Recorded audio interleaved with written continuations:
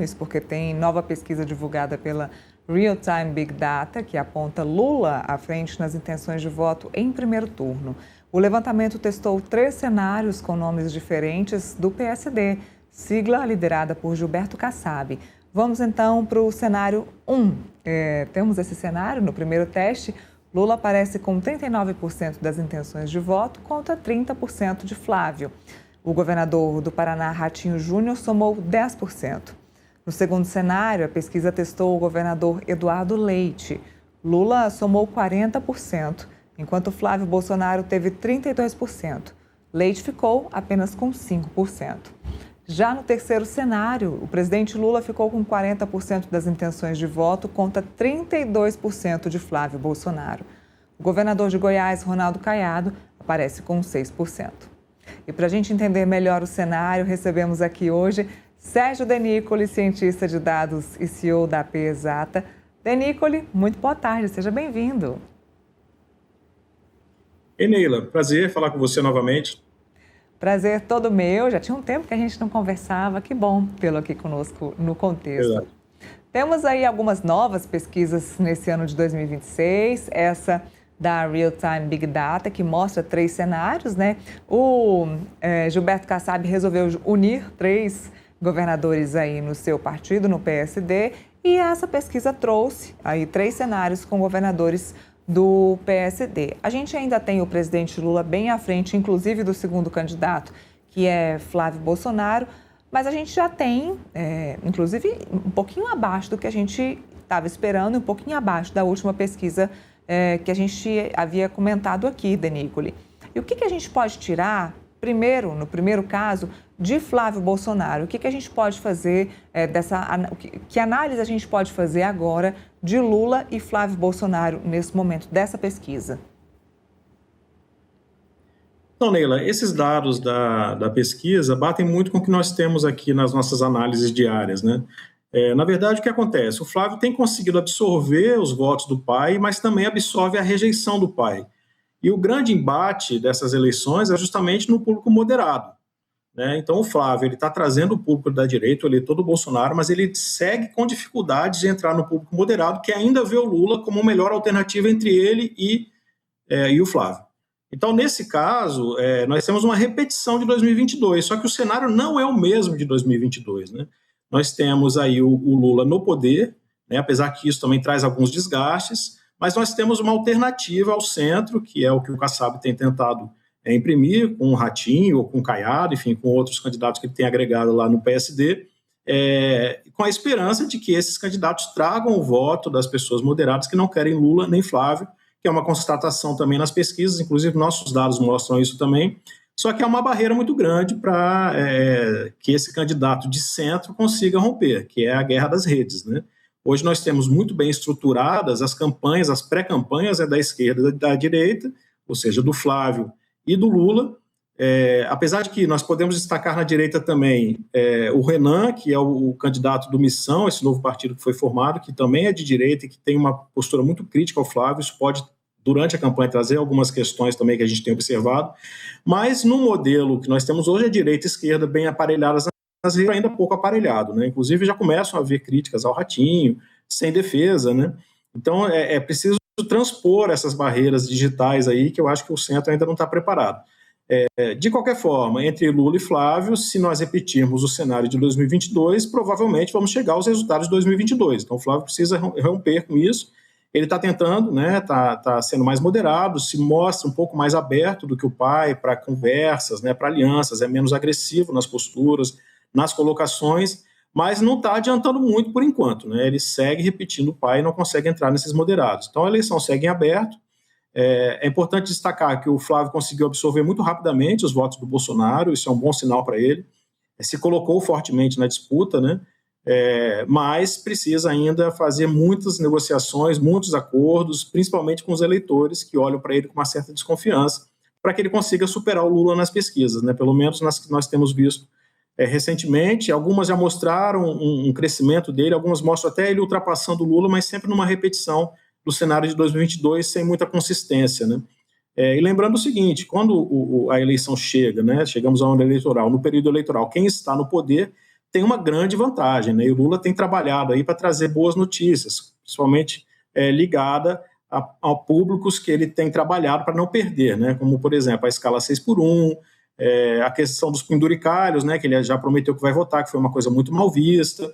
Então, a questão da isenção para quem ganha até R$ 5.000 no imposto de renda, isso tudo são boas notícias que vão ajudando quem está no poder, né? Apesar de que também há o ônus, né? Eventualmente, se ocorrer algo que pese na análise do governo, além do que já vem pesando, né? Muito provavelmente nós temos aí uma oposição que vai crescer. Então, o Senado está em aberto ainda, vai ser uma eleição bastante curiosa, bastante interessante de acompanhar. Estou aqui olhando, dos governadores do PSD, nós temos Ratinho Júnior aí com maior percentual, que é 10%, seguido de Caiado com 6% e Eduardo Leite com 5%, aí nesses 3 cenários que foram aqui feitos nessa pesquisa Real Time Big Data. Hoje temos, então, Ratinho com 10%, que seria o maior percentual aqui dessa pesquisa.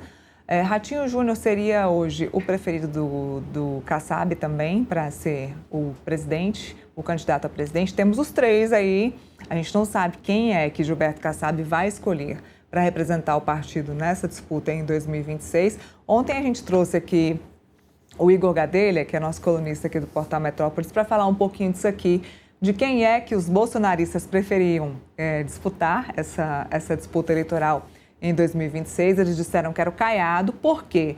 Porque num eventual segundo turno, o Caiado poderia subir num palanque e ir junto com o Flávio Bolsonaro, né, lutar junto com o Flávio Bolsonaro para as eleições. No caso do Eduardo Leite, não seria, essa possibilidade poderia ficar ali numa balança complicada. Inclusive, Eduardo Leite poderia ir para o lado do PT num segundo turno, apoiando o presidente Lula. Já no caso dos bolsonaristas, essa é a ideia. Então, a ideia dos bolsonaristas é que Caiado fosse o preferido para disputar essa eleição. Já no caso do Gilberto Kassab, o preferido ainda seria o Ratinho Júnior, que está aqui com os seus 10%. O que a gente pode esperar, então, hoje, fazendo conjecturas, porque a gente sempre diz, né, que as eleições, essas perspectivas mudam todo santo dia. Mas hoje, se o Kassab pudesse escolher, o que a gente poderia esperar do candidato do PSD? Quem seria esse candidato? Eu acho que no caso dos 3 nomes que estão no PSD, o Eduardo Leite é o nome que ficou mais encolhido, digamos assim, né? Hoje nós temos o Ratinho com o maior percentual nas pesquisas, entre os 3, né, com um nome que vem né, de uma família que é bastante conhecida no Brasil, que poderia ajudá-lo também, e o Caiado vem com uma bandeira da segurança, o que ele tem martelado muito, né, ele tem falado muito nisso. Realmente os índices de segurança em Goiás tiveram aí uma melhora muito grande, é a bandeira principal dele, né? Então, no caso dos 3, eu acho que o Caiado e o Ratinho acabam se beneficiando mais, porque já largaram na frente, digamos assim. O Eduardo Leite ainda não conseguiu ter uma marca, né? Uma coisa interessante, Neila, que a gente tem que observar é o seguinte: a direita tem certeza que ela vai estar unida no segundo turno, né? Mas, como eu falei, nós temos aí um entrave à direita para o Flávio, que é o Renan, que é do Missão, que tem críticas fortíssimas ao Flávio, que tem um engajamento muito forte nas redes. Quando a gente mede os nomes que estão nas redes, a gente observa que o Renan tem mais engajamento do que o Ratinho, do que o Caiado, do que o Zema, né? Ele é um candidato com muita rejeição, obviamente, mas ele tem capacidade de agitar muito o cenário eleitoral com esses posicionamentos e realmente dividir a direita de uma forma que a parte da direita não embarque na candidatura que eventualmente vá ao segundo turno junto com o Lula, né? O Renan se entende como o único representante de uma direita antissistema, diz que os demais não são, e eu acho que pode prejudicar um pouco o Flávio.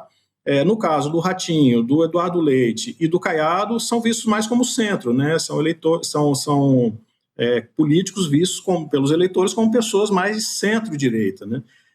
Já começa a surgir muita crítica ao Ratinho nas redes, imagens do pai dele pedindo voto para o Lula, né?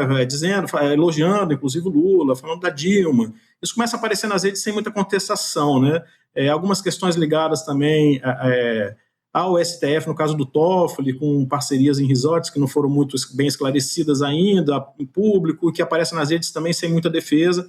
O Caiado ainda segue um pouco mais preservado. Me parece que para a oposição principalmente a oposição bolsonarista. O Ratinho vem se desenhando como um candidato mais apropriado para ser escolhido pelo Kassab, então ele tem sido mais atacado.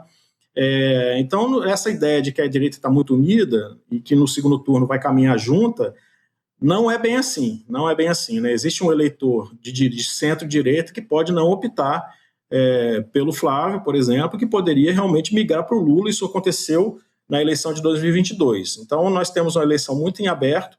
É preciso saber exatamente quais são as questões principais que vão levar ao estímulo do voto, né, pelos números que nós temos, pelas pesquisas que nós vamos fazendo. Existem pontos que são cruciais este ano: a segurança, a economia, né, a questão da saúde também está muito em voga, tem muita questão ligada à zeladoria também, ou seja, obras que são feitas nos municípios que não tem muita relação direta com o governo federal, mas que são muito faladas. Então, um presidente que tiver uma postura mais municipalista talvez consiga regimentar mais votos. Então, esse discurso ainda está sendo desenhado e vamos ver qual que se encaixa, qual candidato que vai se encaixar melhor, né? Me parece que todos eles entenderam que o centro é a melhor opção, e migrar para o centro, né? Tentar buscar esse voto moderado. Agora, como o eleitor vai aceitar isso, a gente vai saber no decorrer da campanha. Por enquanto, a coisa está muito parecida ainda com 2022. Essa questão da rejeição que o Flávio Bolsonaro recebe também, ele tem uma rejeição alta, mas essa rejeição que ele recebe também da família Bolsonaro e do nome do pai, isso pode atrapalhar, até porque o presidente Lula também tem uma rejeição alta, né? Essa briga de rejeições, quem ganha a briga de rejeições? Então, essa é a principal pergunta, né? Vai ser novamente uma eleição do voto no menos pior? Quando a gente olha os dados da pesquisa, dessa pesquisa recente, a gente vai observar que o público que conhece o Flávio tem uma rejeição maior, né? Ele não é tão conhecido quanto o pai, ele ainda precisa fazer um trabalho aí. E o Lula tem uma rejeição realmente muito grande, que não tem se alterado amplamente. Ele melhora um pouquinho os índices, depois piora um pouquinho, fica mais ou menos estável, tanto a rejeição quanto a aprovação. Então, a impressão que eu tenho é que está tudo muito congelado, né? E os números do Real Time mostram também que o tamanho do Lula nas regiões, por exemplo, Nordeste, na região Sudeste, está ainda muito semelhante a 2022. Então, nós estamos tendo uma repetição daquele cenário, sem muita novidade ainda, com essa possibilidade, como eu falei, de eventualmente um candidato de centro-direita tentar furar esse bloqueio, que a gente tem visto ainda não aponta para esse caminho, até porque se nós tivermos realmente uma candidatura bem colocada do Flávio, ele naturalmente vai para o segundo turno com o Lula. E vamos ver como é que o eleitor vai se comportar, né? Quando eu vejo muitas análises falando dos ambientes políticos, mas o eleitor, num ambiente de muita rejeição, ele vai optar pelo menos pior, né? Então, mesmo uma pessoa que é de centro-direita ou de centro-esquerda, se ela entender que o Flávio ou o Lula são melhores, eles vão migrar, aquele voto que vai variando, né? Não é todo mundo da direita que odeia o Lula, não é todo mundo da esquerda que odeia o Flávio. Existe um público aí mais moderado que vai pragmaticamente entendendo qual é o melhor candidato naquele momento, mesmo que isso se coloque contra princípios que esse eleitor tenha que não são tão fortes como o eleitor mais radicalizado dos espectros de direita e esquerda, né? Então, acho que é esse eleitor que todos estão buscando, por isso que todos têm amenizado os discursos. Ninguém está indo muito para a direita ou muito para a esquerda, né? Pelo menos nesses principais nomes que estão sendo colocados. Como eu falei, há um elemento, que é o elemento do Missão, o candidato do Missão, que tem uma postura muito mais radical de direita, busca esse público, que pode ser um fator diferenciador durante uma eleição, quando o período eleitoral começa, a eleição nas redes ela se faz de uma forma muito mais agressiva, então quem tem uma capilaridade pode ter algum tipo de narrativa imposta aí, pela militância, que vai afetar candidato A ou B, e nesse sistema nós temos uma parte da direita mais radicalizada que se coloca antissistema mais à direita do que o Flávio. E tem uma questão também, Neila, que a gente tem que avaliar, é que se o Flávio for muito para o centro, o eleitor bolsonarista ele fica desagradado, parte desse eleitor fica desagradado, né? Então tem que ser movimentos muito cuidadosos aí para poder trazer o eleitor moderado sem perder o eleitor mais radicalizado. Então, nós temos uma equação bastante curiosa, bastante interessante. Mas eu acho que o que a gente tem que pensar bem é que, neste momento, nós temos candidaturas mais moderadas sendo colocadas, Diferentemente de 2022, eu acho que o país entendeu que essa briga é cansativa, que as pessoas estão muito esgotadas disso, então os candidatos que se apresentam, mesmo dentro desse contexto que vem se formando muito parecido com 2022, em termos de lideranças, mas essas lideranças que estão colocadas aí, Lula e Flávio, né, nomeadamente, têm entendido que é preciso amenizar um pouco, reduzir um pouco, baixar um pouco a intensidade, evitar essas brigas muito fortes que envolvem também os eleitores, para que a gente tenha paz, né, nos próximos 4 anos, ganhe quem ganhar. Olha, não é isso que o presidente Lula está querendo não, viu? Está tacando fogo aí nos eleitores, colocando fogo e instigando a população, mas esse é assunto para um outro momento. Te agradeço muito pela análise, muito obrigada mesmo, a gente se encontra numa próxima, Denícoli. Muito obrigado, Neila. Bom dia. Olha, hoje é